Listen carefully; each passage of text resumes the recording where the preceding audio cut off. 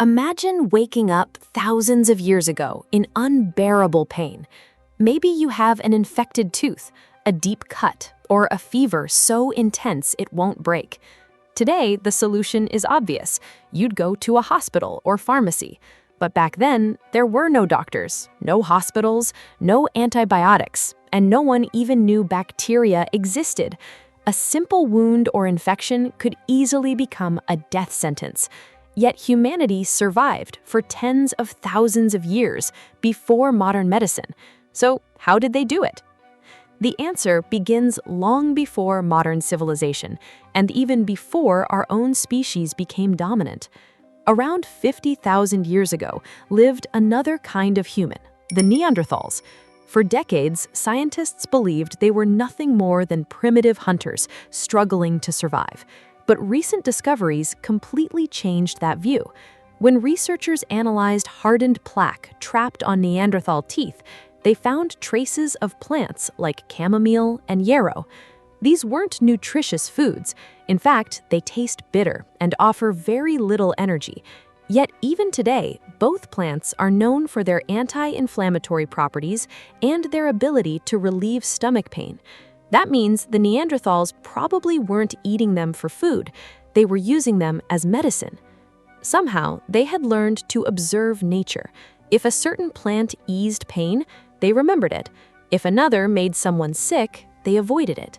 Over hundreds of generations, those observations became knowledge, passed from parents to children. Without realizing it, they had taken the very first step toward medicine. But medicinal plants weren't the most unbelievable thing our ancestors discovered. Imagine someone drilling a hole into another person's skull while that person was still alive. It sounds impossible, yet this procedure existed more than 7,000 years ago. Known today as trepanation, it is the oldest documented surgical operation in human history. At first, archaeologists believed the holes found in ancient skulls were simply battle wounds, but closer examination revealed something remarkable. New bone had grown around the edges of many holes. That only happens if the patient survives. Some individuals lived for months after the operation. Others survived for years. Even more astonishing, several skulls contain multiple holes, meaning the same person underwent the surgery more than once and survived every time. This wasn't random experimentation. Whoever performed these operations had experience. They understood techniques that had likely been passed down over generations. Even stranger, trepanation has been discovered across Europe, Asia, and South America. These civilizations had no contact with one another, yet they all arrived at the same extraordinary idea.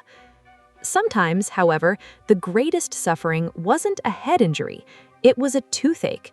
Today, a visit to the dentist usually solves the problem, but 9,000 years ago, there were no dentists, no anesthesia, and no metal tools. Yet archaeologists uncovered something astonishing at the ancient site of Mehrgarh in present-day Pakistan. Several human teeth contained perfectly round holes.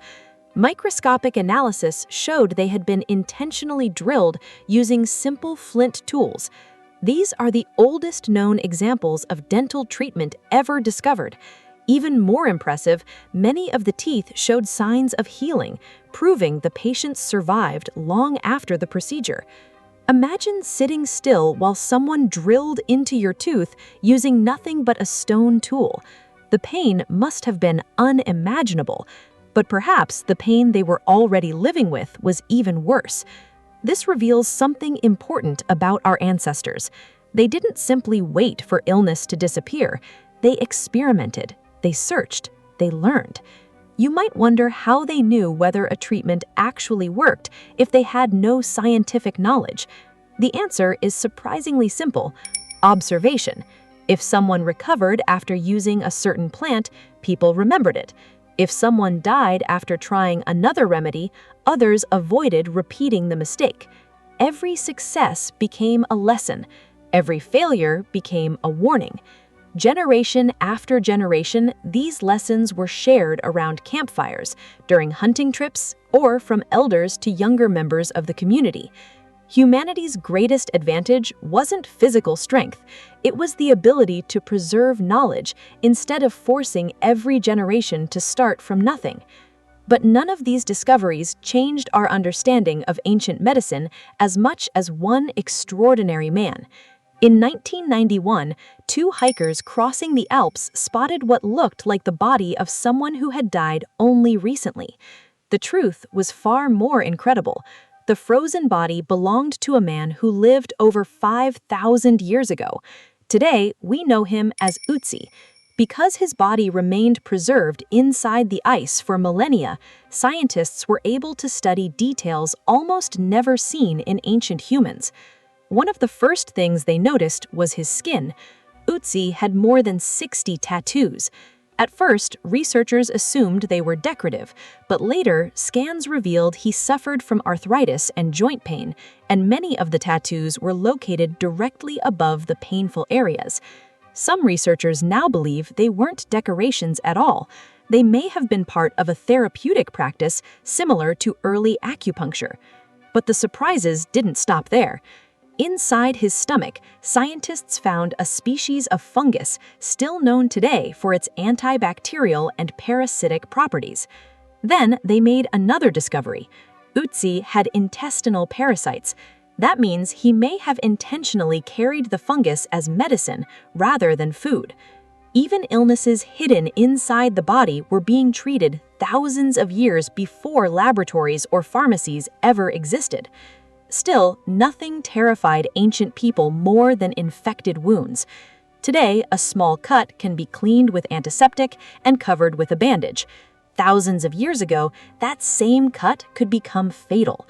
Yet ancient civilizations found an incredibly effective natural remedy: honey. People from many different cultures applied honey directly onto wounds. They had no understanding of bacteria or infection, but they noticed something undeniable. Wounds treated with honey healed faster and became infected less often. Modern medicine now confirms that honey contains powerful antibacterial properties, and specialized medical honey is still used in certain advanced wound dressings today. Another remarkable discovery came from the bark of the willow tree. Ancient people chewed willow bark to reduce fever, headaches, and body aches. Thousands of years later, scientists identified the active compound inside it, salicin. That compound eventually inspired one of the most famous medicines ever created, aspirin. When you step back and look at the full picture, an incredible story emerges. Neanderthals recognized medicinal plants. Ancient surgeons successfully operated on living skulls. People practiced dentistry 9,000 years ago. Ötzi carried medicinal fungus and may have used therapeutic tattoos. Honey protected wounds, and willow bark relieved pain.